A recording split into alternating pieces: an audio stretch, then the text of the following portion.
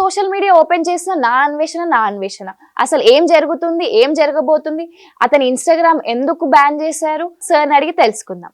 Hi మైత్రి. Hi అంటే నా అన్వేషణ అనేవాడు మాక్సిమం మొదటి నుంచి కూడా సోషల్ మీడియాలో చాలా యాక్టివ్గా ఉంటాడు. అతను చేసినటువంటి వీడియోలు కావచ్చు, అతని అంటే ప్రపంచవ్యాప్తంగా అతను తిరుగుతున్న విధానం కానీ, ప్రపంచవ్యాప్తంగా ఉన్నటువంటి చాలా చాలా విశేషాలు చెప్పిన విధానం కూడా బాగుంటుంది నిజానికి. ఒక దశ వరకు కూడా అవి అట్రాక్టివ్గా ఉంటాయి, కొంచెం వరకు కొంతమందిని ఆకట్టుకుంటాయి, కొంతమందిని మెప్పిస్తూ ఉంటాయి. అట్ ద సేమ్ టైం చాలామంది కూడా అరే మేము కూడా ఇలా చేస్తుంటే బాగుంటుంది, వేరే దేశాలు తిరుగు చూస్తుంటే కనుక బాగుంటుంది అలాంటి ఫీల్ వచ్చేలాగా అతను కొన్ని వీడియోలు చేశాడు. అంతవరకు బాగానే ఉంటుంది. అయితే ఈ మధ్య కాలంలో చూస్తే కనుక అతను ప్రధానంగా హిందువుల మీదనే టార్గెట్ చేసి హిందువులని డిగ్రేడ్ చేస్తూ, లేదా హిందూకు సంబంధించినటువంటి ధర్మాన్ని కానీ, దేవతలను కానీ, దేవుళ్ళని కానీ కొంచెం ఇండైరెక్ట్గా డిగ్రేడ్ చేసి మాట్లాడుతున్నటువంటి విధానం మాత్రం చాలా స్పష్టంగా కనిపిస్తుంది. ఆ కారణంగా చాలామంది హిందువులు ఫైర్ అయ్యారు, చాలా అగ్రెసివ్గా ఉన్నారు. అతను మాట్లాడే విధానం కావచ్చు, అతను ఇంకోటి ఏంటంటే అతను ఎన్ని వీడియోలు చేసినప్పుడు కూడా టార్గెట్ మళ్ళీ అల్టిమేట్ టార్గెట్గా హిందువుల మీద పడుతున్నట్టుగా కనిపిస్తున్నాడు ప్రధానంగా. అంటే హిందువుల్ని అంటే ఆ దాంట్లో కూడా కొన్ని పాజిటివ్ అంశాలు ఉంటాయి చాలా వరకు. నాకు ఒక డౌట్ అంటే ఇప్పుడు అతను ఇండియానే, మేబీ ఇప్పుడు వరల్డ్ టూర్స్కి వెళ్ళడం వల్ల అక్కడ ఏమైనా చేంజెస్ వచ్చాయేమో, దాని వల్ల అసలు టార్గెట్ ఏంటి అనేసి ఆ పాయింట్ ఆఫ్ వ్యూ కూడా మనం ఆలోచించుకోవచ్చు ఇక్కడ. ఎగ్జాక్ట్లీ. అయితే హిందూ దేవుళ్ళు దేవతల మీద మాట్లాడుతున్నటువంటి విధానం అతను కొంచెం ప్రాపర్గా ఉంటే కనుక బాగుండేది.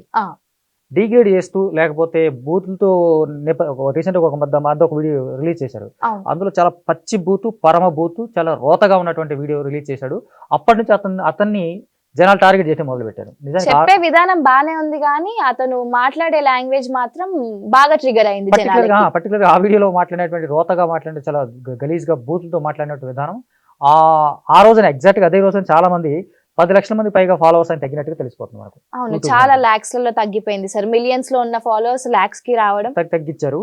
అప్పటి నుంచి చూస్తే ఈ మధ్య కాలంలో చూస్తే బత్తాయిలను టార్గెట్ చేసుకుని, అంటే హిందూ భక్తులు ఎవరైతే ఉన్నారో వాళ్ళందరినీ బత్తాయిలు అంటూ పేర్కొంటూ, బత్తాయిల పేరు మీదుగా మాట్లాడడం, బత్తాయిలు అంటూ ప్రతి దానికి బత్తాయిలను గేలి చేయడం, హేళన చేయడం, రకరకాలుగా విధానంగా వారికి చేస్తూ ఉన్నాడు.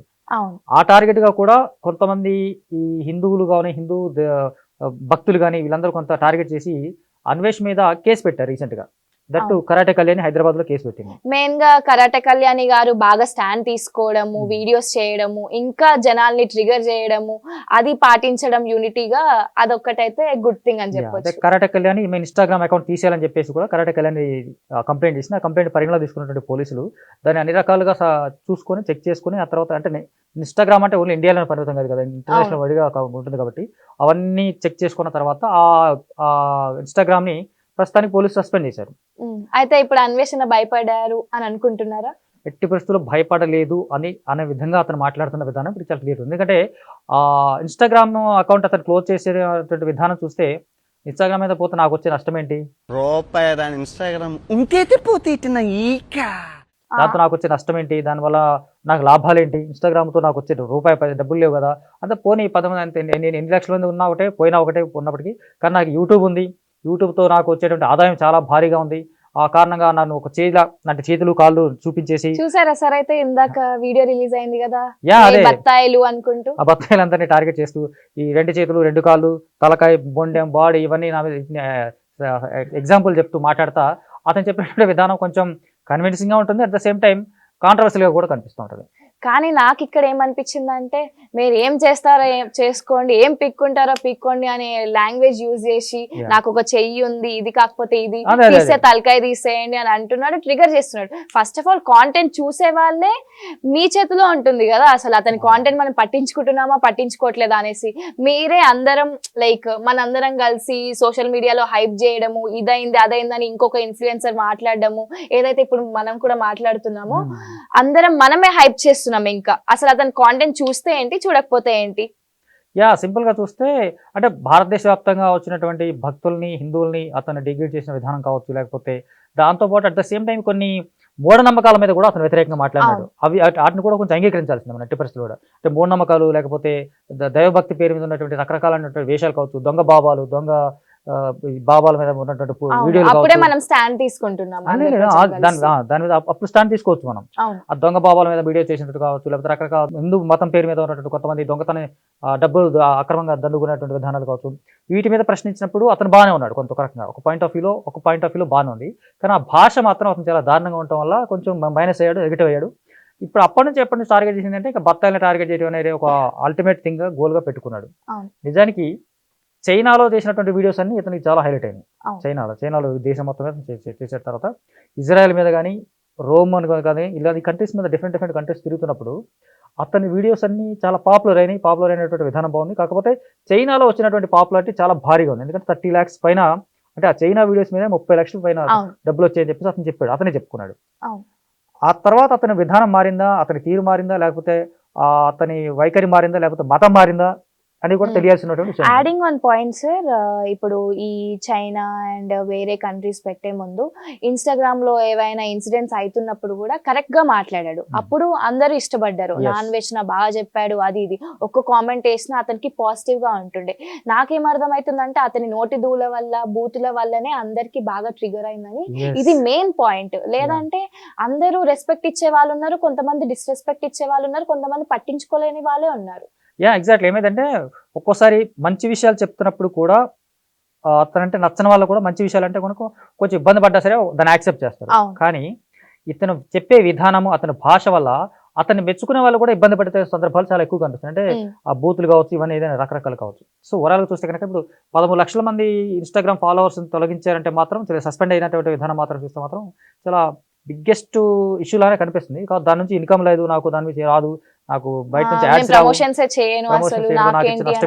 నాకేమైనా ఉపయోగం ఉందా ఇన్స్టాగ్రామ్ తోని? నేను ఏమైనా ప్రమోషన్స్ చేశానా, ఏదైనా లింక్ ఇచ్చానా?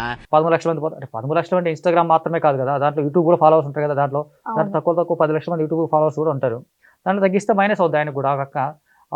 అంటే అతని ఇక ముందు నేను ఎట్టి పరిస్థితుల్లో బత్తాయిల్ని టాలరేట్ చేయను, 2026లో వాళ్ళందరినీ టార్గెట్ చేసుకుంటాను, వాళ్ళ సంగతి చూస్తాను, వాళ్ళంతా చూస్తాను అని బెదిరింపు ధోరణిలో మాట్లాడిన విధానం కూడా చాలా ఆక్షేపణీయంగానే కనిపిస్తుంది. అంటే ఒక కొంచెం నాకైతే అసలు ఏం జరుగుతుంది, ఏం జరగబోతుంది ఇదే ఉంది మైండ్ లో. సింపుల్గా ఇలాంటి వ్యక్తులు ఎప్పుడు వ్యవస్థలు ఏం మార్చేంత ఛాన్సే లేదు, సీన్ కూడా లేదు. నిజానికి అతనేదో మాట్లాడుతున్నాడు అని మాత్రం క్లియర్గా తెలుస్తుంది మనకు.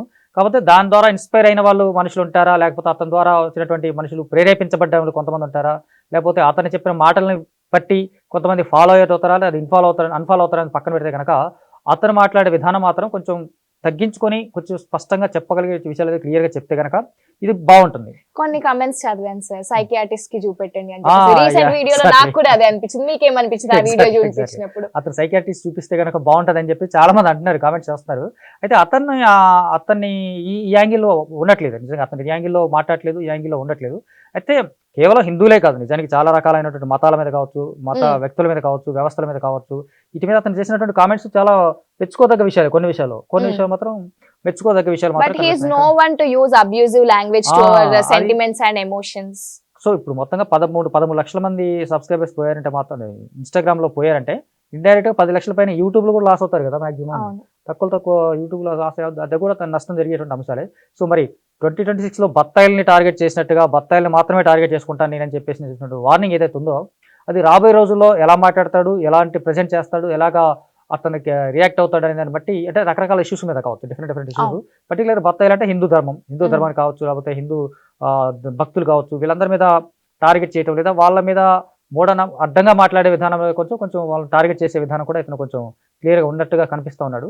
కాకపోతే ఇతన్ని సపోర్ట్ చేసే వాళ్ళు ఎవరైనా ఉన్నారా అనేది మాత్రం ఇక్కడ పెద్ద క్వశ్చన్ ఎగ్జాక్ట్లీ. ఎందుకంటే అతను ఈ మధ్యకాలంలో పర్టికులర్గా చూస్తే చేసిన ప్రతి వీడియోలో కూడా ఒక వినాయకుడి విగ్రహమో, లేకపోతే ఇంకా రాముడి విగ్రహమో, దేవుడి విగ్రహాలు పెట్టుకొని వీళ్ళ మీద ఒట్టేశాను, వాళ్ళ మీద ఒట్టేశాను చెప్తున్నాడు. కానీ వినాయకుడి మీద ప్రమాణకం చేసి చెప్తున్నాను, 2026 బత్తాయిల్ని క్షమించేదే లేదు. దానికి వ్యతిరేకంగా అతను మాట్లాడుతున్నట్టు విధానం మాత్రం కనిపిస్తుంది. అంటే ఆ విగ్రహాలు, లేకపోతే దేవుళ్ళ బొమ్మలు కావచ్చు, పటాలు కావచ్చు, ఇవన్నీ పక్కన పెట్టుకోతే అవన్నీ వాటన్నిటితో అవసరం లేదు, నేను దేవుడిని హిందూ ధర్మాన్ని ఫాలో అవుతాను చెప్తున్నప్పుడు కూడా అతను దాన్ని గేల్ చేస్తున్నట్టుగా విధానం కనిపిస్తూ ఉంటుంది. అతన్ని కొంచెం వ్యతిరేకంగా మాట్లాడుతున్నట్టుగా కనిపిస్తూ ఉంటుంది. ఇంకా ఫ్యాన్ పేజెస్ కూడా ఉన్నాయి కదా, వాళ్ళు ఎలాంటి స్టాండ్ తీసుకుంటారో కూడా అదొక పెద్ద క్వశ్చన్ మార్కే. సో మీరు మా మాటల బట్టి, మేము చెప్పిన విధానం బట్టి మీకేమనిపించిందో కామెంట్ ద్వారా తెలియజేయండి. చూస్తూనే ఉండండి TV5 ఎంటర్టైన్మెంట్. Thank you.